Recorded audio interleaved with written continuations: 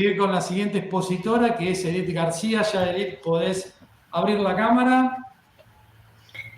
Aquí estamos, esperen, que la cámara demora más. Ahí se escucha tu cámara. Mientras tanto, yo le voy a relatar a nuestros participantes que Edith García va a hablar sobre aplicaciones de criptografía en la forencia digital, usos e impacto. La verdad, Edith, bueno, sabés que te conozco y sabés lo que opino de vos. Hemos trabajado juntos y sé de tu experticia, pero bueno, necesito de alguna manera relatárselo a los participantes, así que voy a leer un poquito tu currículum vitae reducido que tenemos.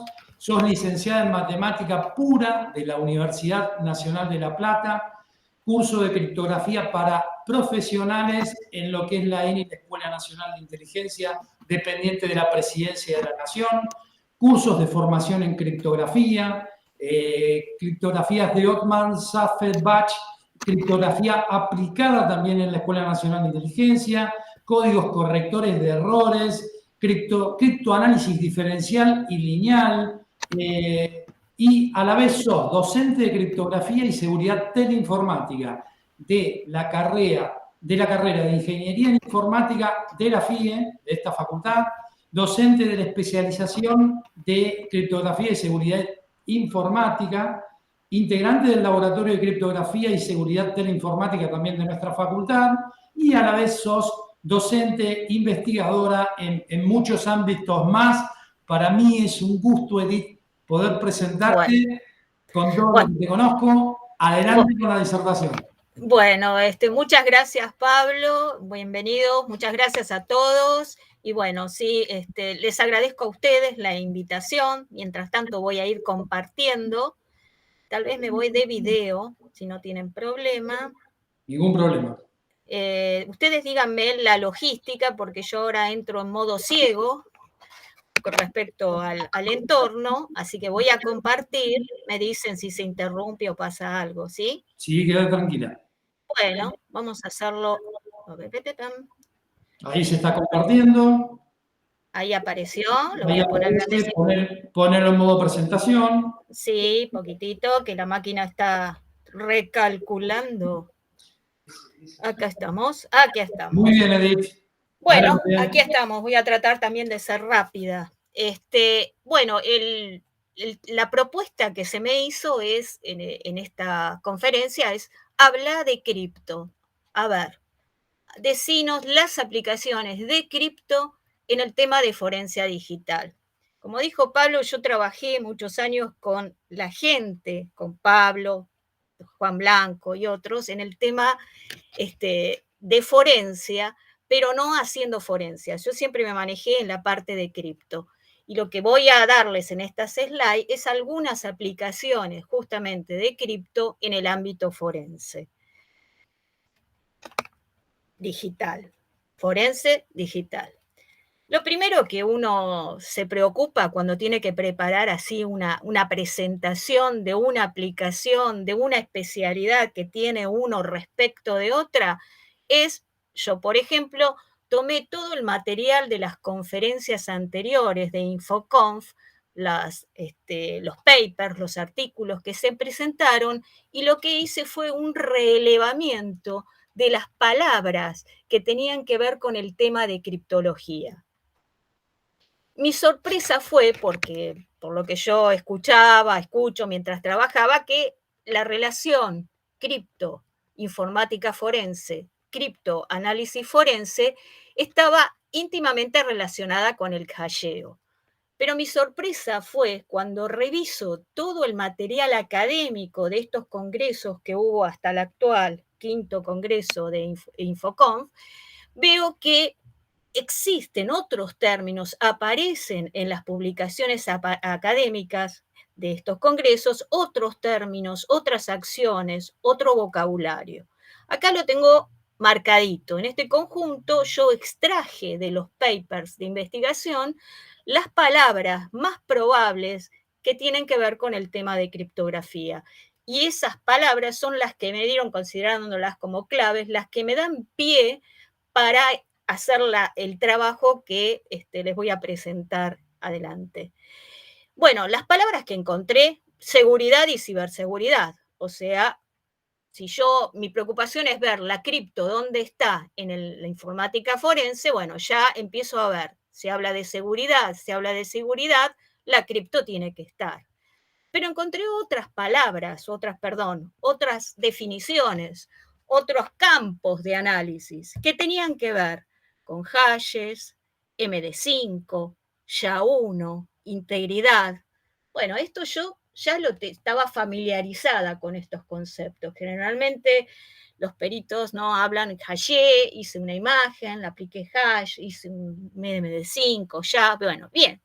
Pero mi sorpresa fue que aparecieron otros términos, como por ejemplo encriptado, confidencialidad, ataques, AES, claves.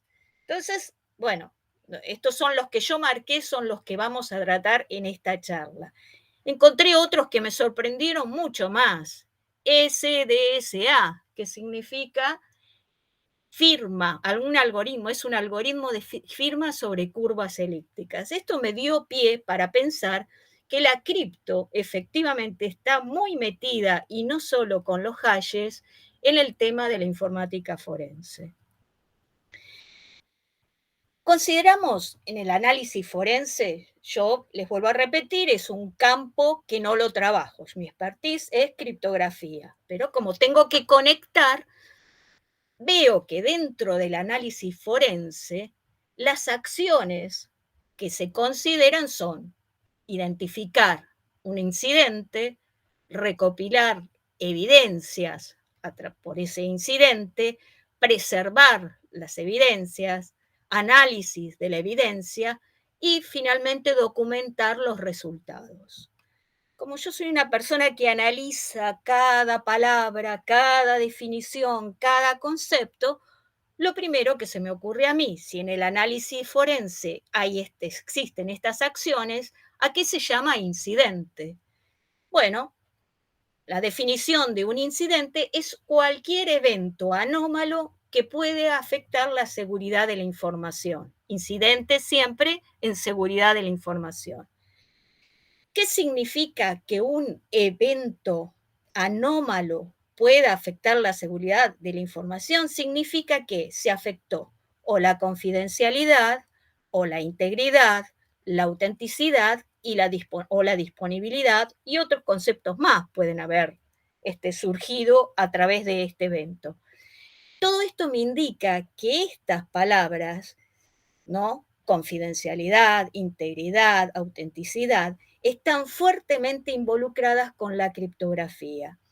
O sea, que si un evento es algo que afecta estas acciones, la confidencialidad, la integridad y la criptografía, sabemos que es de alguna manera la ciencia, si me permiten decirlo así, que se encarga de establecer los mecanismos para garantizar confidencialidad, integridad, autenticidad y disponibilidad, estamos en buen camino. La cripto está. Yo cada una de estas slides la puse acá a Wally y dije, bueno, a ver, la cripto, ¿dónde está? Efectivamente, entonces la cripto está presente cuando hay un incidente de seguridad informática. Siguiendo con esto, otro, digamos, concepto que vi en el análisis forense, en los artículos que leía de análisis forense involucrados con cripto, veo algo que tiene que ver, que se llama la cadena de custodia en el análisis forense. ¿Y qué entendí que es la cadena de custodia? Bueno, justamente la cadena de custodia, creo que la disertante anterior también usó el término, es el procedimiento de, digamos, trazabilidad de toda la obtención de pruebas ante un determinado, digamos, proceso de instrucción judicial. O sea, hay un incidente, se inicia un proceso, y yo lo que tengo que hacer es, en ese proceso, ir recopilando, ir reuniendo todas las pruebas. Todo eso, como explicaron digamos, en la charla anterior, enfocado a IoT, todo eso es un proceso en donde cada paso que se dé ese proceso, involucra acciones, que es la recolección de la información, las partes que intervienen, todo, que ustedes por supuesto de eso saben mejor y tienen un framework mejor estructurado para armar todo este proceso. Cada una de esas acciones involucra algún tipo de procedimiento en donde yo tengo que o proteger la información o garantizar la integridad de la información, autenticar las partes.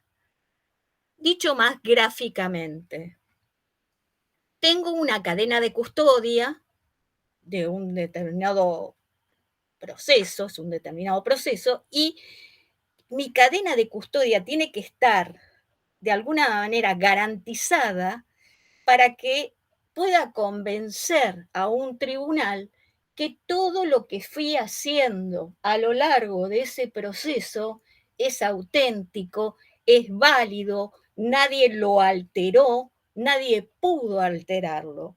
Cada vez que yo estoy usando palabras como autenticar, no manipular,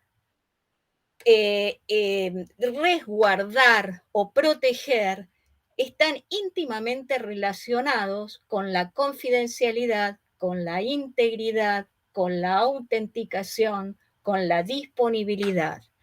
Acá en este diagrama, aparentemente, la cadena de custodia se puede de alguna manera esquematizar con algo que se conoce como 5W y una H, que aparentemente es algo que se usa en los procesos de investigación criminal. Yo cuando armé esta slide me enteré en ese momento, lo desconocía, que es establecer en un proceso quiénes son las partes que actúan en ese proceso, qué es o cuáles son los datos que se recopilan o que se reúnen en ese proceso, cuándo se efectúa todo ese proceso, los tiempos en los que se están haciendo todo ese proceso, dónde se está haciendo el proceso, por qué y cómo.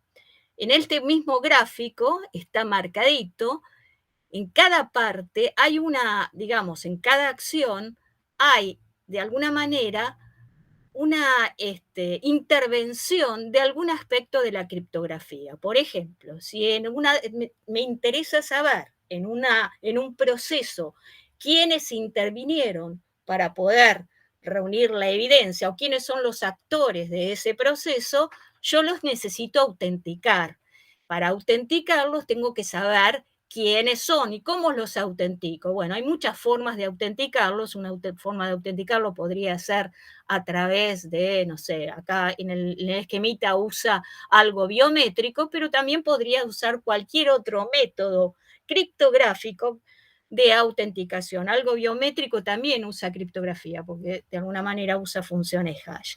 Lo que quiero decir es que en mi afán de ver la cripto, dónde está, y francamente, en un proceso como en una cadena de custodia para recopilar información y entregar una prueba y demostrar que esas pruebas que estoy entregando no han sido alteradas, no han sido modificadas, bueno, todo eso lo tiene que garantizar ni más ni menos que la criptografía. Yo las llamé las buenas chicas, las funciones hash, porque en forencia lo que primero aprendí, si es que aprendí algo, fue que las funciones hash son fundamentales. Fundamentales porque una de las cuestiones fundamentales de estos procesos de forencia son justamente cuando yo voy a hacer algún análisis sobre determinada información, no puedo hacerla directamente.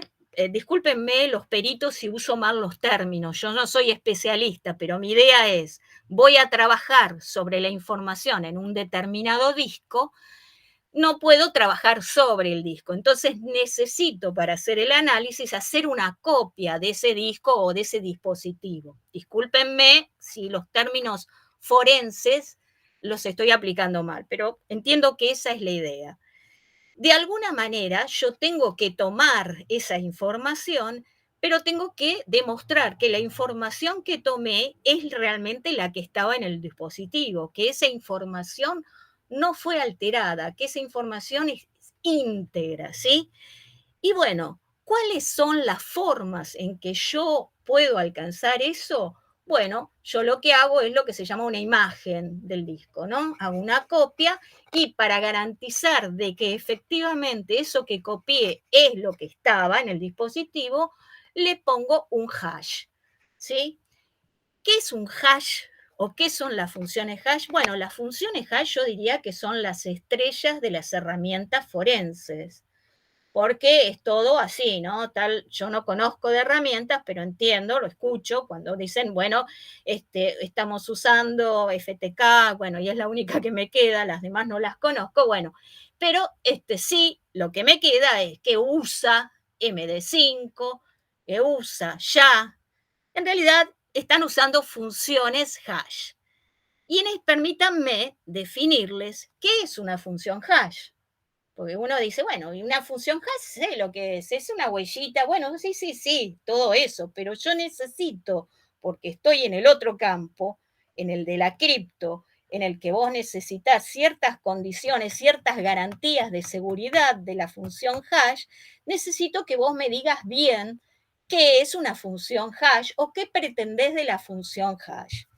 Entonces, una función hash en general es simplemente agarrar un mensaje de cualquier longitud y pasarlo por un embudo, por eso siempre las hash las representamos así, con un embudito, cualquier mensaje de cualquier longitud, ¿sí? De longitud arbitraria, lo paso por un proceso y obtengo un valor, el que se llama valor hash.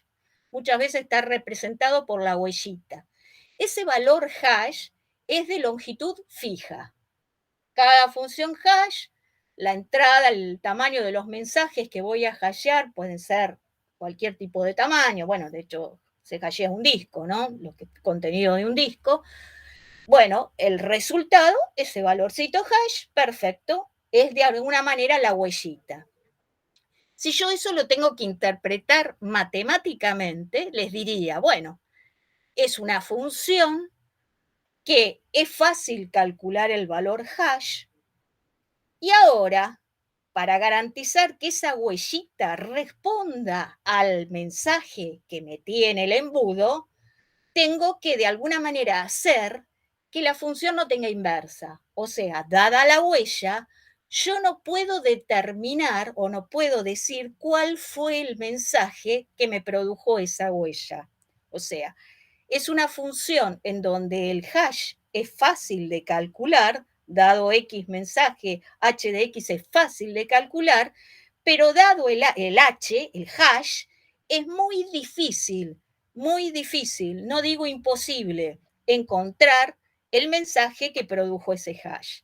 Eso ya es las propiedades que uno, digamos, a capela está pidiéndole a las funciones hash. Para construir un mecanismo de hasheo necesito formalizarlas, ¿sí? Necesito lamentablemente formalizarlas. Otras propiedades que tienen, y es la más común de las funciones hash, es si yo tengo criptográficas, ¿no? Que se usan en estas aplicaciones para forencia, es que si yo tengo un valor, un mensaje y el valor hash correspondiente a ese mensaje, la idea es que esos mecanismos hash que estoy usando, la idea es que no pueda construir otro mensaje distinto al dado que produzca el mismo hash. ¿Sí?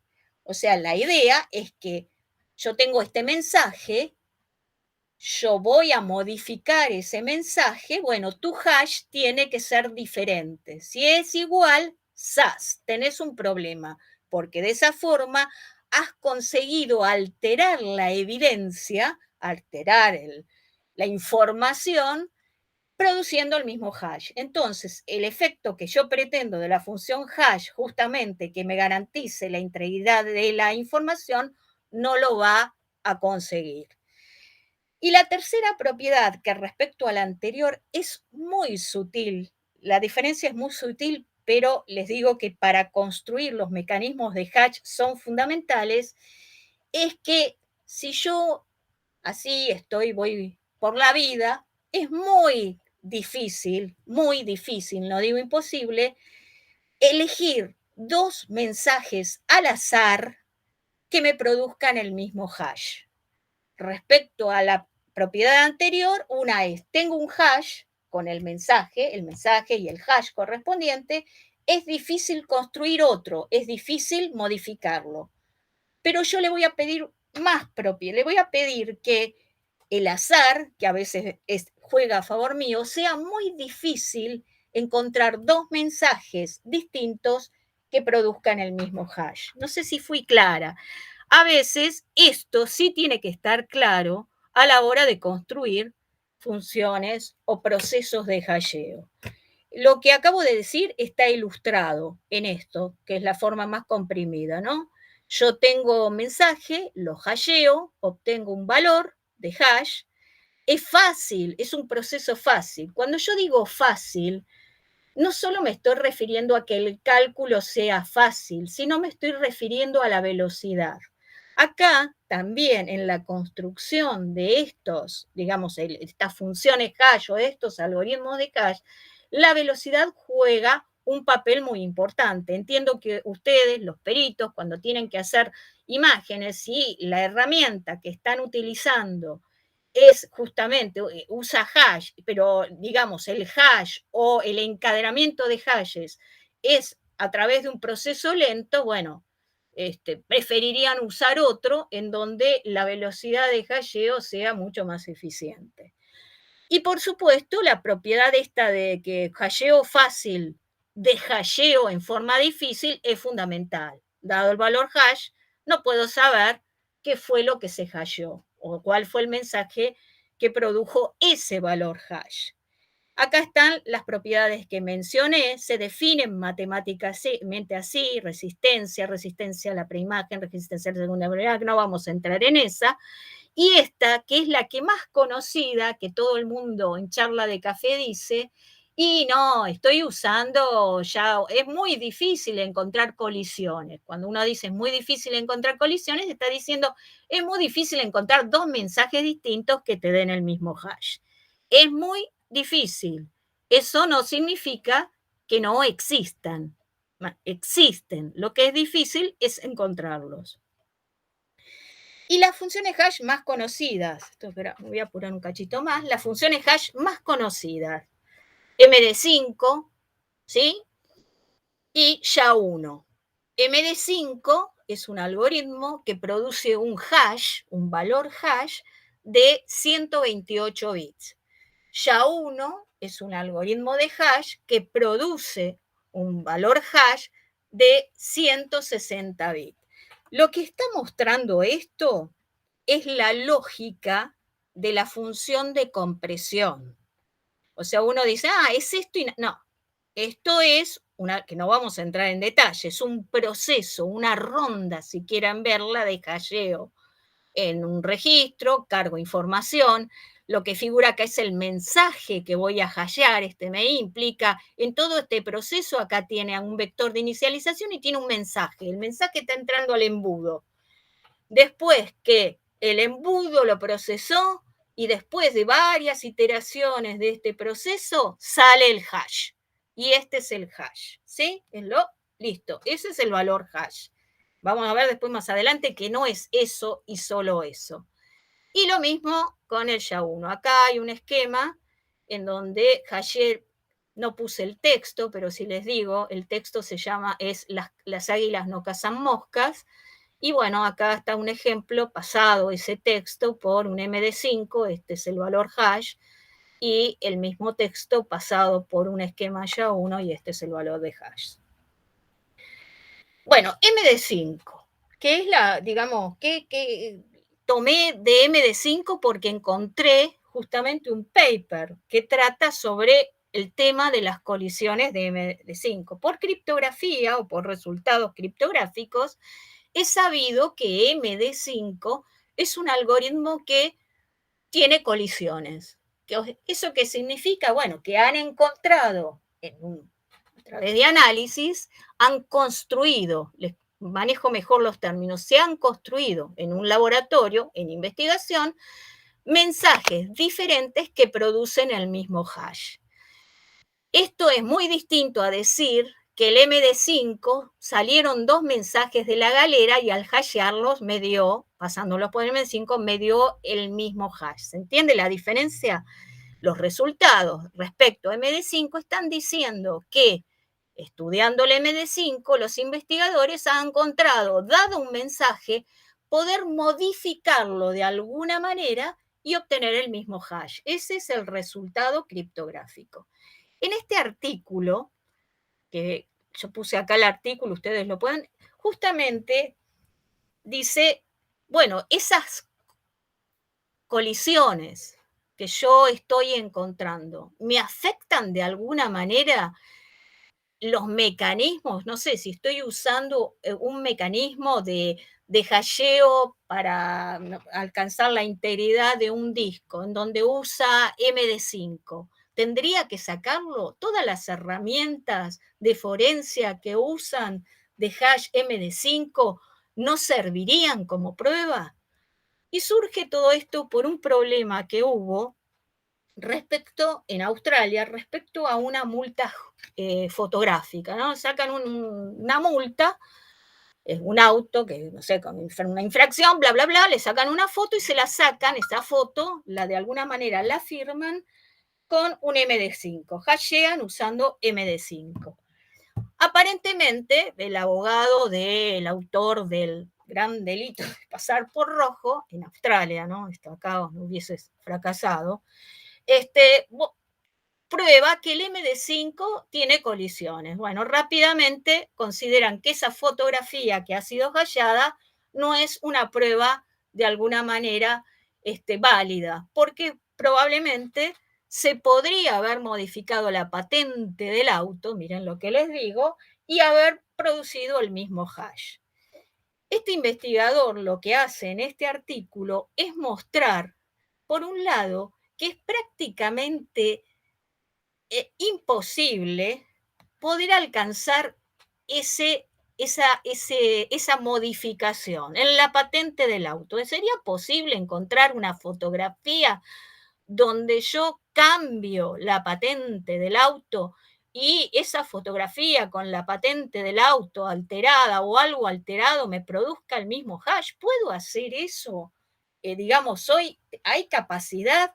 Y directamente dirían, y sí, mirá, el MD5 produce colisiones. Bueno, este autor lo que hace es decir, bueno, no, hace todo un experimento y demuestra lo siguiente.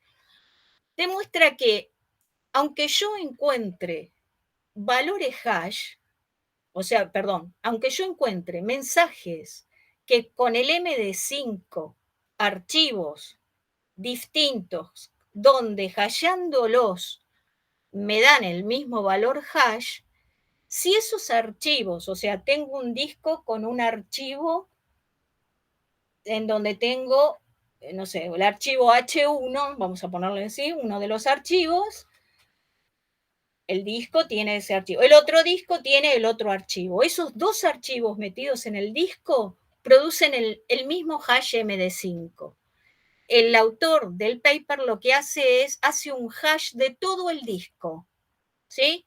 Y demuestra que aunque hay dos archivos obtenidos por, no sé, por los japoneses, chinos, los que hacen digamos, el paper mostrando colisiones, aunque tenga dos archivos que me producen el mismo valor hash, esos dos archivos puestos con el mismo hash en discos diferentes, cuando hago el hasheo y todo el demás contenido igual, me dan distintos valores de hash. No sé si fui clara con lo que ellos presentan tratando de hacer rápido. O sea, la idea es que las colisiones que uno encuentra en un laboratorio de la función hash no me sirven a mí esos, digamos, esos datos, esos dos mensajes, en este caso lo vemos acá, estos dos mensajes que producen estos dos archivos producen el mismo valor hash, cuando yo los pongo uno en un disco y el otro archivo en el otro disco, son idénticos, excepto por estos dos archivos, cuando les hago el hash total del disco, da que el hash es diferente. O sea, él hace la experiencia de que la conclusión es, si por laboratorio encontrás colisiones o podés construir, dado un mensaje otro que produzca el hash, en digamos, en toda la fotografía, en todo lo que vos puedas hacer en el disco, vas a ver que cuando saques el valor hash va a ser diferente. Bueno, todo esto es lo que yo le estoy mostrando de la experiencia que hace, ¿no? Tiene el disco con un determinado archivo, sobreescribe con ese archivo, sigue obteniendo el mismo valor hash, ¿no? La imagen da un valor hash, acá pone el mismo archivo y acá lo que hace es cambiar el archivo que tenía por otro archivo que con MD5 tiene el mismo hash. Cuando hace toda la imagen del disco, se ve que aunque tienen el mismo hash, estos dos archivos en todo el disco, el valor de hash se modificó. La pregunta es, ¿qué pasó ahí? Si parece que tengo dos cosas idénticas en donde yo cambié dos cadenitas de todo eso y que tenían el mismo hash. ¿Por qué después todo eso se propagó a todo el hash que yo calculo en el disco? Bueno, acá hay otro tema que hay que considerar, lo digo rápido, cuando uno hashea, los hashes de alguna manera se van encadenando. O sea, tenemos una función de compresión, llamémosle así, que es el algoritmo de hash, y ese algoritmo de hash se trabaja de una forma particular cuando yo tengo que hashear mucha información. Lo que tienen acá es distintos métodos de construir el encadenamiento de los hash. Y justamente es algo que hay que tener en cuenta a la hora de implementar un algoritmo de hash, no solo el algoritmo, si es MD5, SHA-1, sino la forma en que se construye el hash en esa herramienta que yo estoy utilizando. No sé, Pablo, decime si hay algo, no se entiende, estoy a ciegas, ¿sí? Está todo perfecto, Edith. Bueno, Tenés para unos 10, 12 minutitos más. perfecto. Las estrellas, las chicas buenas, las funciones hash, dije yo. Bueno, vamos consideramos MD5, YA1, YA2, YA2, YA1, YA2, YA2 se refiere a YA256. Las diferentes versiones de los hashes cambian el valor de la función hash o el tamaño, no el valor, voy a hablar con propiedad, el tamaño de la función hash. El MD5 ya dije que estamos hablando de 128 bits. En el YA1 estamos hablando de 160 bits, en el YA256 estamos hablando de 256 bits, también existe el YA512, ¿no? O sea, toda la línea YA es, de alguna manera, la idea de construcción de los hashes, el criterio de diseño de los hashes es aproximadamente la misma, lo único que voy tomando cada vez, si quieren verlo así, en el embudo, la salida, el tamaño del hash es más grande.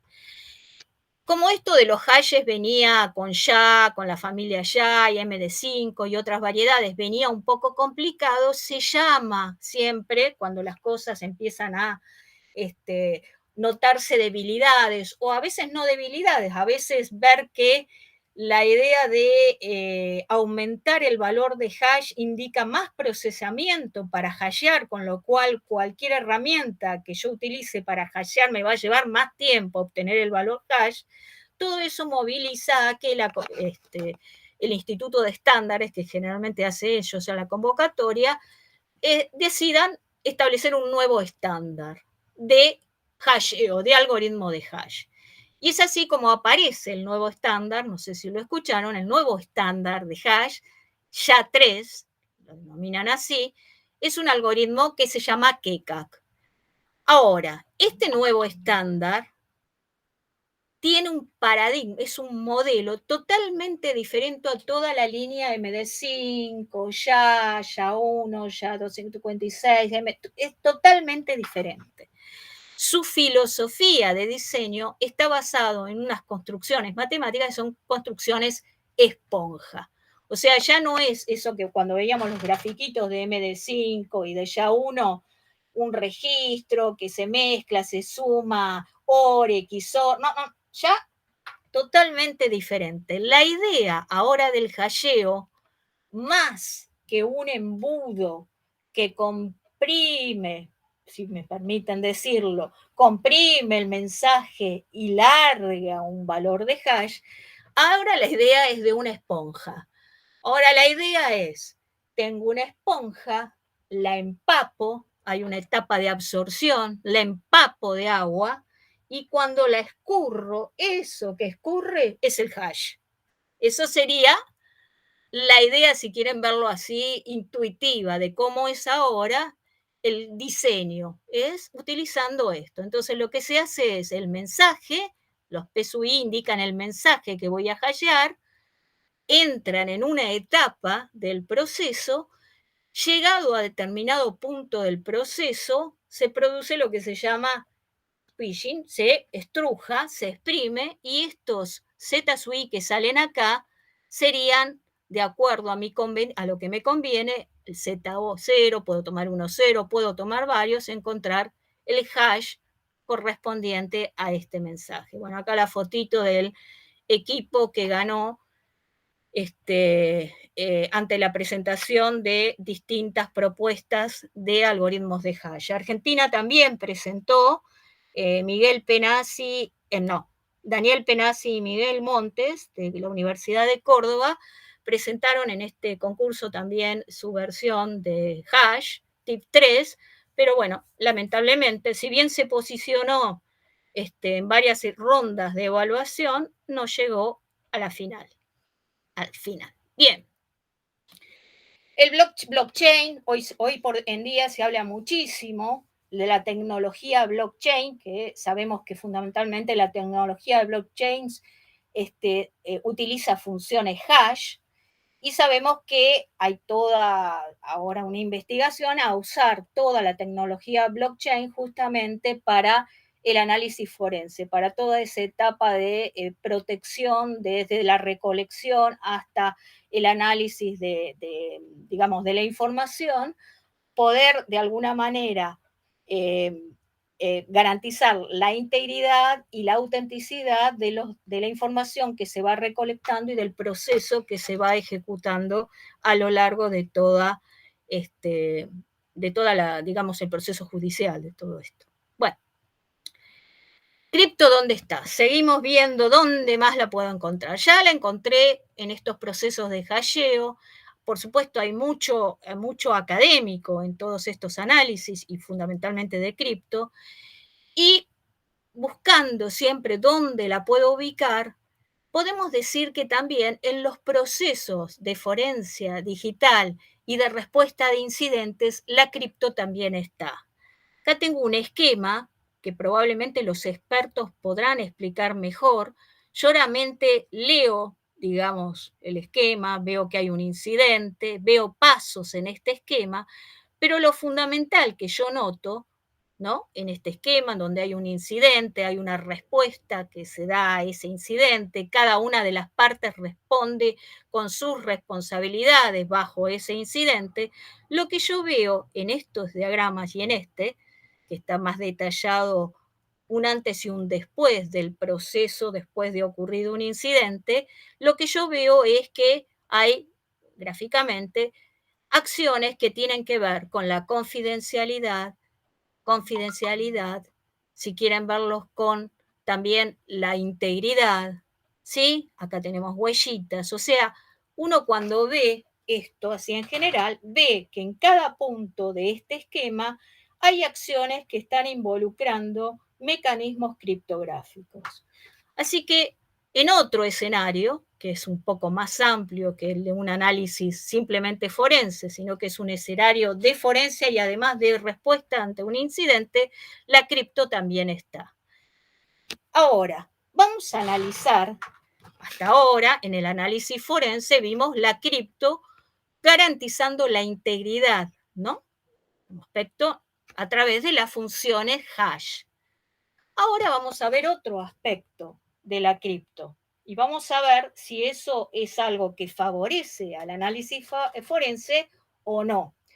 El otro aspecto de la cripto es la confidencialidad, que bueno, ustedes ya saben que es proteger, preservar la información, bla, bla, bla. O sea, ustedes saben que la confidencialidad se encarga justamente, de alguna manera, cuando digo, bueno, garantice la confidencialidad de tales datos. Lo que está diciendo, bueno, preserve la información, protéjala de manera tal que una parte no autorizada no pueda tener acceso a la información. Bueno, cuando nos hacen explicar esto, generalmente aparece un clásico, que es Alice y Bob, ¿no? Que Alice y Bob ya deben ser abuelos, que quieren comunicarse de manera segura por un canal inseguro. Bueno, hay siempre en ese canal inseguro una tercera parte que cada vez toma acciones más, digamos, cada vez actúa más dinámica, que es el que está en el medio. Y Trent, Mallory, recibe varios nombres, y justamente Alice y Bob se quieren comunicar de manera segura, pero siempre hay un tercero, un diablito en el medio, que está escuchando lo que Alice y Bob se está diciendo. Entonces, la criptografía lo que intenta es determinar mecanismos que puedan de alguna manera garantizar que la comunicación entre las partes es segura. Pero también hay otra acción, no solo la criptografía se encarga de proteger la información que se transmite, criptografía se encarga también de proteger la información almacenada. ¿Cómo lo hace?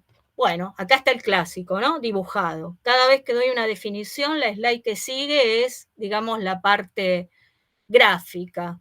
Se quieren comunicar, está el diablito en el medio, el diablito cada vez es más poderoso, tiene más poder sobre este canal, y sale la criptografía como, digamos, salvadora de vamos a crear mecanismos para que este diablito no pueda actuar. En especial, por ejemplo, el proteger la información.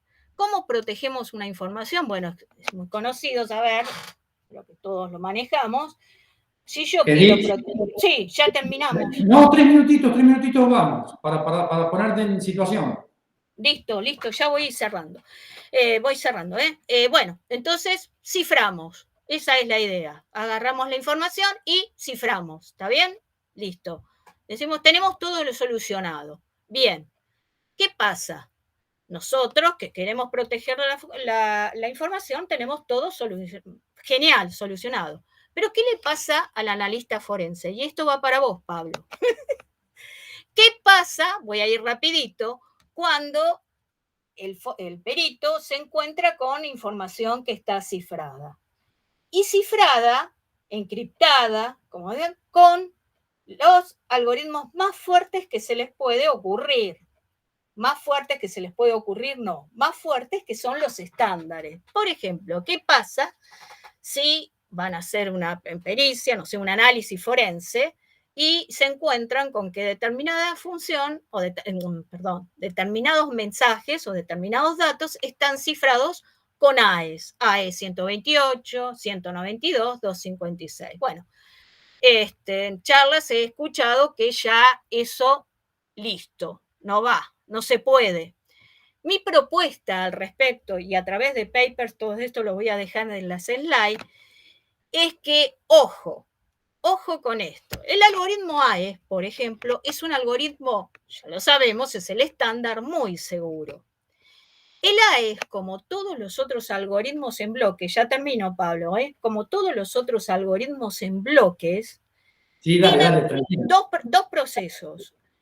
El proceso de cifrado, propiamente dicho, mirá cómo me adelanto, el proceso de cifrado, el algoritmo de cifrado, y un proceso que es de generación de subclaves. A ver si quedó claro. Cuando yo voy a cifrar con alguno de estos algoritmos en bloques, hay dos procesos perfectamente definidos. Algoritmo propiamente dicho, que toma la entrada y produce el cifrado, y esquema de generación de subclaves. La clave del algoritmo no entra directamente al algoritmo, sino que entra a una licuadora que produce subclaves. Lo que quiero decirles que los ataques hoy por hoy, y acá tienen el esquema de generación de subclaves del AES, esta es la lógica, acá pusimos hace mucho ruido, hay muchos ataques a las implementaciones de los algoritmos, AES, TwoFish, CAST, ¿no? A las implementaciones. ¿Por qué? Porque las implementaciones son las que de alguna manera, por más que el algoritmo sea muy seguro, me van a permitir filtrar la información. En el caso particular, y ahora paso súper rápido, yo les dejo las slides, hay un relevamiento de ataques que se llaman por canal lateral. Estos ataques de canal lateral al AES 128, 256, 512 son los que precisamente entiendo, podrían ser utilizados como herramientas para el análisis forense en el caso de que la información esté cifrada con alguno de estos algoritmos. De hecho, en los papers que yo pongo acá en las slides, hacen un análisis, ¿no? En particular, hacen un análisis y recupera las claves de el AES 128, creo Serpent y TwoFish, justamente debido a una característica que tiene el esquema de generación de subclaves del AES, del Serpent y del TwoFish. Ante la pregunta o ante, digamos, la afirmación, ¿es un problema? Y cuando está cifrado es un problema. No hay solución, yo no estaría tan segura. Yo diría que podría haber una solución a este problema y que el análisis forense debe de alguna manera investigar desde el punto de vista de criptoanálisis de los algoritmos criptoanálisis, ¿no? Me refiero a ataques por canal lateral, de los algoritmos que se están utilizando. No sé si es claro lo que digo. Ante la respuesta mi conclusión es, la cripto donde estás, en todos lados. O sea, en el análisis forense o en la informática forense no hay duda. Solo las funciones hash, no, todo lo que se te puede ocurrir. Criptosistemas, autenticación, tenemos de todo ahí. ¿La forense digital y la criptología van de la mano? Parecería que van a las patadas, porque los peritos cuando van a ver algo y está cifrado con algo muy así, un AES, si saben que lo dejan. Bueno, yo soy de la idea de que no hay que desesperarse, hay que analizar la implementación y hay que avanzar en la investigación. Con esto concluir que la forense digital y la criptología ¿van de la mano? No sé si van o no de la mano hoy por hoy, pero que deberían ir en la mano. Bueno, con esto dejo y muchas gracias. Edith, muchísimas gracias, muy claro, muy técnico desde tu punto de vista. Obviamente da para mucho más. Te conozco, sé que sos la criptóloga que tiene este país y tenemos la suerte de que estés en la Facultad de Ingeniería del Ejército. Muchísimas gracias por tu disertación. Y bueno, el formulario va a quedar compartido porque hay un par de preguntas y los chicos de extensión te la van a pasar. Así que te dejo un saludo.